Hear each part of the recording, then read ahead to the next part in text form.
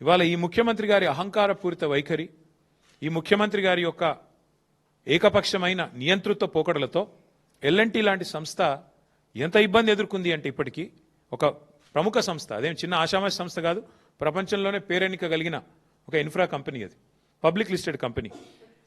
ఇంకా వాళ్ళకు 2070 దాకా ఉంది ఇక్కడ లీజు. హైదరాబాద్ మెట్రోది పీపీపీలో 2070 దాకా ఉంది వాళ్ళకు, ఇంకా 45 ఏళ్ళు ఉంది.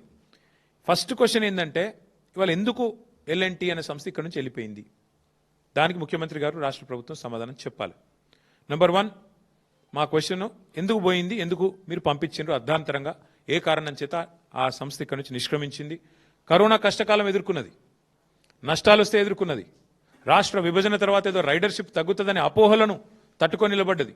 ఇన్నిటి తర్వాత ఇలా సంస్థ వెళ్ళిపోయే పరిస్థితి వచ్చింది. హైదరాబాద్ ఉజ్వలంగా, ఒకవైపు మీరే చెప్తున్నారు కదా తెలంగాణ రైజింగ్ రైజింగ్ అని, మరి అంత రైజింగ్ అంటే ఎందుకు పారిపోయే పరిస్థితి వచ్చింది ఎల్ఎన్టీ చెప్పాలని చెప్పి నేను ముఖ్యమంత్రిని కోరుతున్నాను.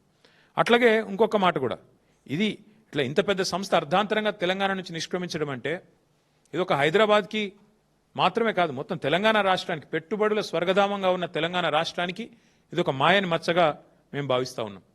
సాధారణంగా ఎక్కడైనా ఒక పరిశ్రమ పెడితే అక్కడ లోకల్ కొంతమంది ఉంటారు, నాయకులు, గూండాలు, చిన్నచిన్నోళ్ళు, ఆకు రౌడీలు, వాళ్ళు బెదిరిస్తుంటారు, ఏయ్ మా దగ్గర పెడతావు అట్లా ఇట్లా అని. తెలంగాణలో ఇప్పుడు ఎట్లయిపోయిందంటే స్వయంగా ముఖ్యమంత్రి బెదిరించే కాడికి వచ్చింది. గలీజ్ అంటే పరిస్థితి. డైరెక్ట్గా నిస్సిగ్గుగా, మళ్ళేం భయం కూడా లేదు, సిగ్గుపడు కూడా లేదు, నిస్సిగ్గుగా ఎల్ఎన్టీ సిఎఫ్ఓని తీసుకుపోయి జైలు ఏమని చెప్పిన నేను. శంకర్ రామన్ అనే ఒక సిఎఫ్ఓ గారు ఎల్ఎన్టీ ఏమన్నాడు? ఆయన పాపం ఫ్రీ బస్సు పెట్టినరు, కానీ మాకొచ్చే నష్టాల గురించి ఆలోచన చేయలేదు. మాది పీపీపీలో ఉన్నది. పీపీపీ అంటే పబ్లిక్ ప్రైవేట్ పార్ట్నర్షిప్. మేము పెట్టుబడి పెట్టినాం ఇలా, మరి హైదరాబాద్లో ఫ్రీ బస్సు పెడితే మాకు కొంత నష్టం వస్తుంది కదా, మరి మామూలు కూడా చూసుకోవాలి కదా అన్నట్టు ఏదో అన్నాడు ఆయన. ఏమైనా జైలు వేయండి, వాడిని జైలు వేయండి అంటే ఏంది, నువ్వేమైనా నియంతవా, నువ్వు ఇడీ అమీన్వా, లేకపోతే నువ్వేమన్నా ఆయన నార్త్ కొరియాలో ఉంటాడు ఒక ఆయన పొట్టి ఆయన పేరుంది కిమ్ గాయనవా, ఎవరు పోయి నువ్వు అసలు ఎవరు పడతా వాళ్ళని జైలు వేస్తావా నువ్వు? గింత అన్యాయం, ఇంత అరాచకం ఎట్లా కనబడుతుంది నీకు అర్థం కాదు. అంతంత పెద్ద పెద్ద సంస్థలు ఊకుంటాయి అనుకుంటున్నావా? వాళ్ళకేం వేరే మార్గాలు లేవా? అంటే నీ ఇష్టం ఉన్నట్టు మాట్లాడతా, నీ అహంకారపూరితంగా ఎవరిని పడితే వాళ్ళని జైలు వేస్తా, ఇంత అన్యాయమా? ఇంకొక దారుణమైన మాట ఏంటంటే, నేను చేసిన పథకాన్ని తప్పు పడతావా గంతోళ్ళ మీరు అన్నట్టు జైలు వేస్తా అంటే మీ తప్పులు ఎత్తి చూపితే జైలు వేసేస్తారా మీరు? ఇంత అరాచకమా? సమస్యను సామరస్యంగా ముఖ్యమంత్రి అంటే ఆయన పరిష్కరించాలి. వార్నింగ్లు ఇచ్చుడు, డాగేసుడు, కచ్చా డాగులేసుడు, ఉంటావా పోతావా అని ఇంకా బెదిరించండి. ఇంకో పేపర్లో చూపెడతాను మీకు కావాలంటే. ఓ స్పీచ్లో చెప్తున్నాడు ముఖ్యమంత్రి, ఎల్ఎన్టీకి కేసీఆర్ అంటే కేటీఆర్ అంటే ఇష్టం ఉండొచ్చు, కానీ ఇప్పుడు ముఖ్యమంత్రి రేవంత్ రెడ్డి యాద పెట్టుకోండి అంటే ఇక ఓపెన్ దాదాగిరి. వాళ్ళేమైనా మా చుట్టాలా, మాకేమైనా వాళ్ళకేమైనా మాకు వ్యాపార భాగస్వామ్యం ఉందా? ఎల్ఎన్టీకి నేను కేసీఆర్ గారు ఎందుకు ఇష్టం ఉంటామండి నాకు అర్థం కాదు. ఆయన తిక్కలోడు కానీ వాళ్ళ మీద డాగేసుడు, ఇదంతా ఎట్లుందంటే ప్యాటర్ను.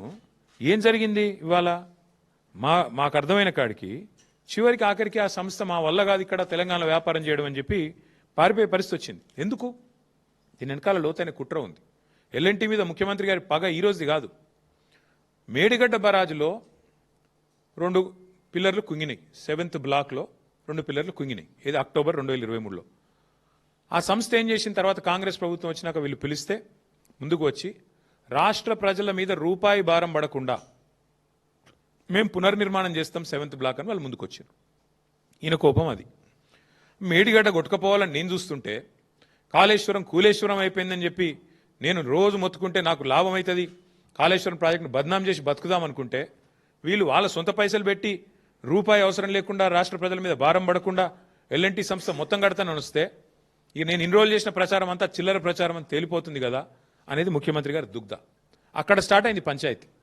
అక్కడికి వెళ్ళి ఎయిర్పోర్ట్ మెట్రో రద్దు, ఆ తర్వాత ఎల్ఎన్టీ మీద, మరి ఆ మేడిగడ్డ బరాజ్ మీద, అన్నారం బరాజ్ మీద వరుసగా మేడిగడ్డ నుంచి మెట్రో దాకా వెంటాడుతూనే ఉన్నాడు, వాళ్ళని వేధిస్తూనే ఉన్నాడు ఈ ముఖ్యమంత్రి.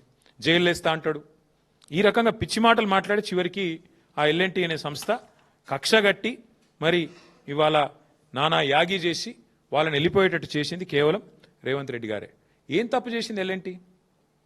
మీకు అడ్డం వచ్చిందా? మీ బాంబులేటి శ్రీనివాసరెడ్డి గారి కంపెనీకి అడ్డం వచ్చిందా? ఇక్కడ కాంట్రాక్ట్లల్లో ఏమైంది? ఇబ్బంది ఏంది? ఇచ్చుకున్నావు కదా నువ్వే. నారాయణపేట కొడంగల్ లిఫ్ట్ ఇరిగేషన్ ప్రాజెక్టులో ఇదే ఎల్ఎన్టీ సంస్థ ఒక అంతర్జాతీయ సంస్థ. ఇది వాళ్ళకట క్వాలిఫికేషన్ లేదంట, బాంబులేటి కంపెనీకి మాత్రం క్వాలిఫికేషన్ ఉందంట. అంటే అంత గొప్ప కంపెనీ బాంబులేటిది, కానీ ఎల్ఎన్టీకి మాత్రం లేదంట.